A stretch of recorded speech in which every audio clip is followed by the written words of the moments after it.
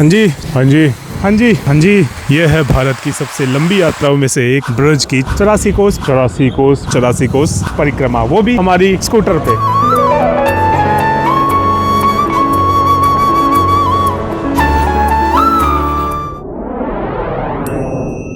अब तक हमने 84 कोस परिक्रमा में मथुरा में विश्राम घाट, द्वारकाधीश मंदिर, श्री कृष्ण जन्म स्थान, बिरला मंदिर होते हुए तालवन, मधुवन और कुमुदवन आते हुए हमने पहले एपिसोड का समापन किया।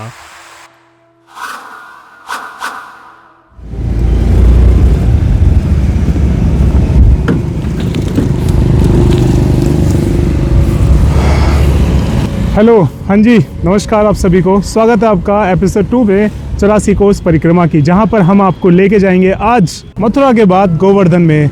गोवर्धन की परिक्रमा करवाएंगे और साथ में बहुत सारे ऐसे स्पॉट्स दिखाएंगे जो कि 84 कोस परिक्रमा का सबसे इम्पोर्टेंट जो प्लेसेस हैं उनमें से एक। चलिए फिर यात्रा को शुरू करते हैं। हमारा एपिसोड 2 84 कोस परिक्रमा इन गोवर्धन।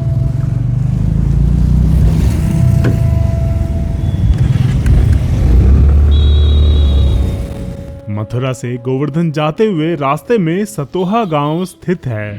श्री शांतनु महाराज ने पुत्र कामना हेतु इस स्थान पर श्री सूर्य नारायण जी की आराधना की थी। इस कारण श्री शांतनु महाराज के नाम से इस गांव का नाम सतोहा पड़ा।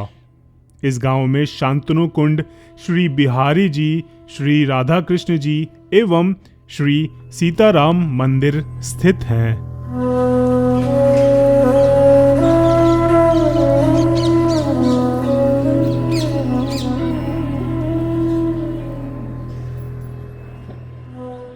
क्या यहाँ शांतनु राजा ने 100 वर्ष करी थी पुत्र प्राप्ति के लिए। पुत्र प्राप्ति के लिए 100 वर्ष। एक दिन शांत राजा जा रहे थे, इनको गंगा माली। शांत राजा का कि तुम बहुत तुम में से ब्याह करे, ब्याह तो कर लूंगा, एक वचन देना हो, अब मुझको रोकना नहीं, टोकना नहीं। तुमने अपने 7 पुत्र वह दिए, एक कर 8 पुत्र स्नान कर शांत राजा दे रहा जी। शांत राजा ने कहा कि तू कैसी, मैं तेने अपने 7 पुत्र वह दिया, तू 8वां पुत्र बहने आ रही है। 8वां पुत्र बहने नहीं स्नान कर आपको देने आ रही थी। मैंने पहले कहा था मुझको रोकना नहीं, टोकना नहीं, आपने मैं टोक दी, मैं छोड़ के जा रही हूँ। ये 7 वर्ष का हो जाएगा जब मैं आपको दूंगी। जिस पे वो नहीं होता ना पुत्र, गाय का वो का ऊपर मंदिर में सतिया करके आता है, 100 साल में पुत्र हो जाता है। अच्छा, ये कुंड कैसे बना है? एकदम पंडा है बिल्कुल, कहीं भी ना है, बहुत ही ज्यादा पंडा पन्ना ले लो तू।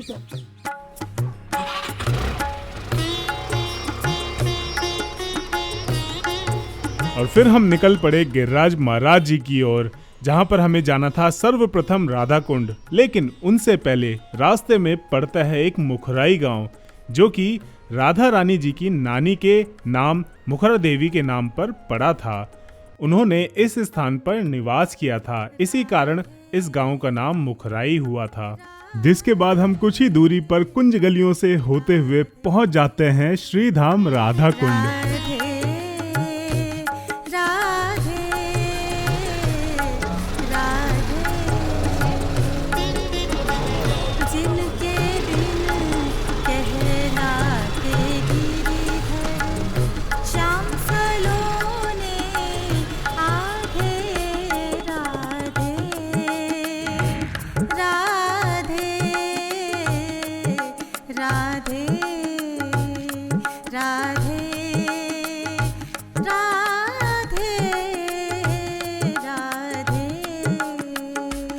श्री राधा कुंड का गुण परम अद्भुत है, अतः श्री राधिका का कुंड श्री राधिका की तरह श्री कृष्ण को परम प्रिय है।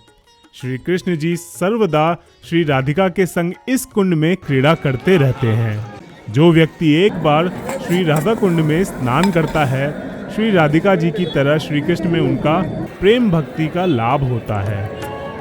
जब जब मुरली श्याम बजाए, जब मुरली श्याम। राधा कुंड का निर्माण राधा रानी ने अरिष्टासुर वध के बाद श्री कृष्ण के पाप मुक्ति के लिए करवाया था।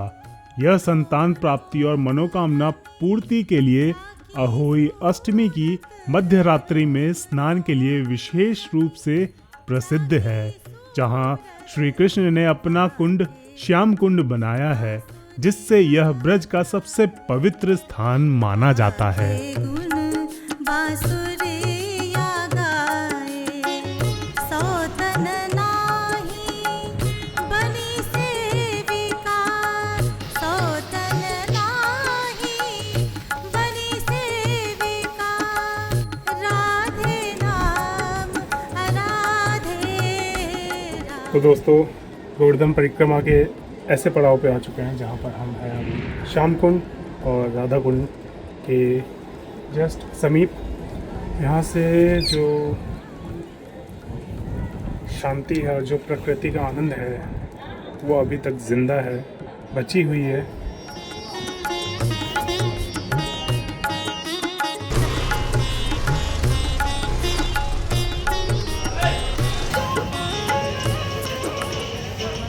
ये जो आप धारा देख रहे हैं, ये जल की धारा चढ़ाते हुए गोवर्धन पर्वत के ऊपर परिक्रमा लगाते हैं लोग। राधा लगे। और फिर निकल पड़ते हैं हम अपने अगले पड़ाव की ओर, जो कि है कुसुम सरोवर, जो कि श्री राधा श्री कृष्ण जी की लीलाओं से जुड़ा हुआ है, जहां वे फूलों यानी कि कुसुम की मालाएं बनाते थे। इसका जीर्णोद्धार भरतपुर के महाराजा सूरजमल और उनके पुत्र जवाहर सिंह ने करवाया, जहां बलुआ पत्थर की शानदार छतरियां चित्रकारी हैं और यह अपने शांत वातावरण और कृष्ण लीलाओं के लिए प्रसिद्ध है। श्याम कहाते नटवर भोले, श्याम कहाते नटवर, और नागरी राधे। हम आ चुके हैं काफ़ी आधे रास्ते तक। अगर परिक्रमा मार्ग के हिसाब से जाएं तो हमने 2 बार ये परिक्रमा अच्छे से कर रखी है, लेकिन आज हम 84 कोस की परिक्रमा जैसे होती है उस हिसाब से आज हम परिक्रमा कर रहे हैं। और आज हम अभी राधा कुंड श्याम कुंड होते हुए अब हम जा रहे हैं मानसी गंगा की ओर। उसके बाद देखते हैं आगे हमारा क्या पड़ाव रहने वाला है। कुछ जो इम्पोर्टेंट प्लेसेस हैं केवल वही हम कवर कर रहे हैं इस 84 कोस परिक्रमा में। अदरवाइज़ अगर आप गोवर्धन की परिक्रमा करते हैं तो वो काफ़ी लंबी होती है, लेकिन आज हम केवल कुछ ही स्पॉट्स कवर करेंगे क्योंकि अभी हमें इससे आगे राजस्थान की ओर भी बढ़ना है। चलिए देखते हैं हमारी आगे की यात्रा कैसी रहने वाली है। आइए।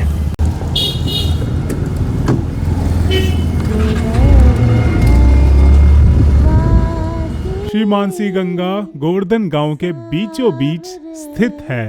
यहाँ एक बार स्नान करने से जो फल प्राप्त होता है वह हजारों अश्वमेध यज्ञों तथा सैकड़ों राजसूय यज्ञों के करने से प्राप्त नहीं होता, ऐसा लोकल्स का यहाँ पर कहना है। तुम बिन रहो न जाए, गोवर्धन वासी सावरे, गोवर्धन वासी सावरे, दर्शन। मानसी गंगा के अत्यंत प्रिय दर्शन कर हम निकल पड़े हमारे अगले पड़ाव दान घाटी की ओर। गोवर्धन गांव के मध्य में परिक्रमा मार्ग पर एवं मथुरा बरसाना रोड के दक्षिण भाग पर दान घाटी मंदिर स्थित है। इस स्थान पर पूर्णमासी देवी की सहायता से श्री कृष्ण ने श्री राधा जी से सखियों सहित दान लिया था तथा श्री राधा और सखियों से हास्य विनोद किया था। इस लीला के कारण यह स्थान दान घाटी के नाम से प्रसिद्ध है। दान घाटी में श्री गोवर्धन नाथ जी के मुखारविंद दर्शन हैं। गोवर्धन वासी सावरे। मंदिर के उच्च शिखर पर सुंदर कलश स्थित है। मुख्य द्वार अत्यंत कलात्मक एवं दर्शनीय है। यहाँ श्री गिरिराज जी की विधिवत सुंदर सेवा पूजा होती है। प्रतिदिन सायंकाल में श्री गिरिराज शिला का भव्य श्रृंगार होता है। दान घाटी में श्री गिरिराज महाराज जी के मुखारविंद के दर्शन कर हम निकल पड़े बड़ी परिक्रमा की ओर। हमारे ब्रजवासी मित्र ओम जी ने बड़ी एक अच्छी बात बोली थी जो इस राह पर जाते हुए मुझे याद आई। उधर के जितने भी वृक्ष और पौधे हैं, आप जी भी आपको यूं पता चलेगी कि प्रिया प्रीतम और श्याम सुंदर। आप जब उन गलियों से, उन कुंजों से निकलोगे महाराज, जब उधर जो कोयल कुहाते हैं जय हो, आप अगर भाव से सुनेंगे तो उनके मुख से कुहू नहीं निकलती है, जय हो ऐसे सुर प्राप्त होते हैं महाराज। जैसे कि श्याम सुंदर श्री जी के संग गलमैया डाल करके उधर से निकल रहे हैं और कोयल इत्यादि सब बोल रहे हैं जय हो। ऐसे सुंदर आपको महाराज वहाँ पे भी दर्शन प्राप्त होंगे। कभी आओ ब्रज में महाराज। मैंने तो नहीं देखा, लेकिन हाँ, एक समय में हमारे बड़े बूढ़े बताते हैं कि यह गोवर्धन पर्वत बहुत विशालकाय ऊंचा हुआ करता था, लेकिन अब कलयुग के चलते तिल तिल दिन प्रतिदिन घटता जा रहा है। और जैसे जैसे कलयुग चरम पर बढ़ता जा रहा है, वैसे वैसे आपके पास कुछ सीमित समय है गिरिराज पर्वत जी के दर्शन करने के लिए। तो आइए, कभी आइए और दर्शन जरूर करिएगा। अब हमारा अगला पड़ाव है पूंछरी का लोटा। अब आप कहेंगे पूंछरी नाम कैसे पड़ा? मैं बताता हूँ। श्री राधा कुंड जिनके जिह्वा एवं श्री कुंड चिवुक हैं, ललिता कुंड ललाट है, पूंछरी नाचते हुए मोर के पंखों यानी कि पूंछ के स्थान पर है, इसलिए इस ग्राम का नाम पूंछरी प्रसिद्ध है। वैसे एक और इसका कारण है कि श्री गिरिराज जी की आकृति गौरूप है। इस आकृति में भी श्री राधा कुंड जिनके जिह्वा एवं ललिता कुंड ललाट है एवं पूंछ पूंछरी में है, इस कारण से इस गांव का नाम भी पूंछरी है। यहाँ से पूर्व दिशा की परिक्रमा समाप्त होकर पश्चिम की ओर परिक्रमा मोड़ खाती है। चलिए अब चलते हैं जतिपुरा की ओर, जहाँ से हम राजस्थान की ओर प्रवेश करेंगे।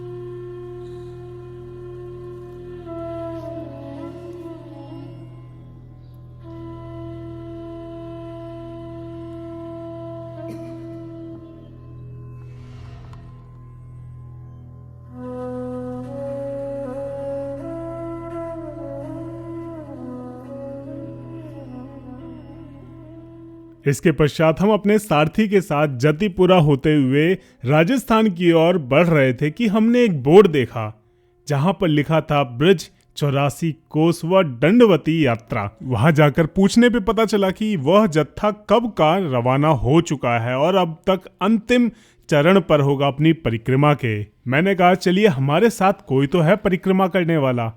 इसी शुभकामनाओं के साथ हम बढ़ चले आगे परिक्रमा की ओर। हेलो जी, नमस्ते, नमस्कार। तो इस प्रकार रही हमारी गोवर्धन की परिक्रमा। शॉर्ट में कुछ इंपॉर्टेंट जो मेन प्लेसेस थे वो मैंने दिखाए। अब हम चलेंगे यहाँ से डीग की ओर, राजस्थान में प्रवेश करेंगे और राजस्थान में कवर करेंगे 84 कोस परिक्रमा में क्या क्या मेन स्पॉट्स आते तो बहुत सारे हैं, बट हम वो कवर कर पाएंगे जितना हम कर सकते हैं, कोशिश करते हैं और दिखाते हैं आपको कुछ अननोन प्लेसेस जो कि 84 कोस परिक्रमा में आते हैं। बाई फुट करना थोड़ा सा मुश्किल रहता है, बट हम कोशिश करेंगे स्कूटी से एक हफ्ते के अंदर कवर करने की, क्योंकि अगर बाई फुट करने चलें तो 15 से 20 दिन लग जाते हैं, बट हम स्कूटी से कोशिश करते हैं। चलिए 5 से 7 दिन में अगर कवर हो जाता है तो जैसी कृपा।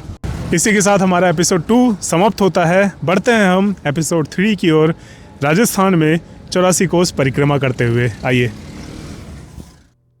गोवर्धन के जतिपुरा से लगभग 12 किलोमीटर दूरी पर स्थित है डीग, जो कि राजस्थान में पड़ता है, जहां पर हमें रात्रि से पहले अपना विश्राम गृह ढूंढना था। अगर समय पर सब कुछ नहीं मिला तो हमें रात्रि बाहर ही बितानी पड़ेगी। भाई यार, मैं अभी स्कूटी तो चला रहा था, बट सामने देखिए वो जो कलर है, मतलब ये हॉरिजॉन, ये कलर, ये सनसेट, पता नहीं कब देखा होगा। दिल्ली में तो अब देखना ही भूल जाओ, ये यहाँ पे देखने को मिल रहा है। देखिए कितना सुंदर लग रहा है, मतलब वो एक वाइब आ रही है पूरा डिफरेंट कलर्स की, मनमोहक। डीग में पहुंचने से पहले मन में तो बहुत सारे विचार थे, लेकिन धरातल पे पहुंचते ही सब बदल गया।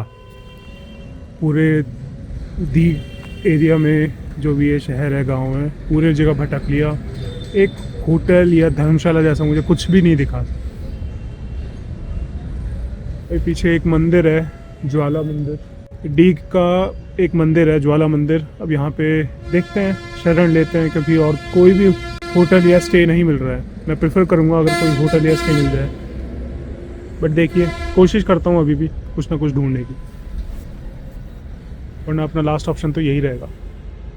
और फिर हम अपने स्कूटर सारथी के साथ आसपास पूछते हुए पहुंचे एक धर्मशाला जो कि लगभग बंद पड़ी थी और रेनोवेशन में चल रही थी।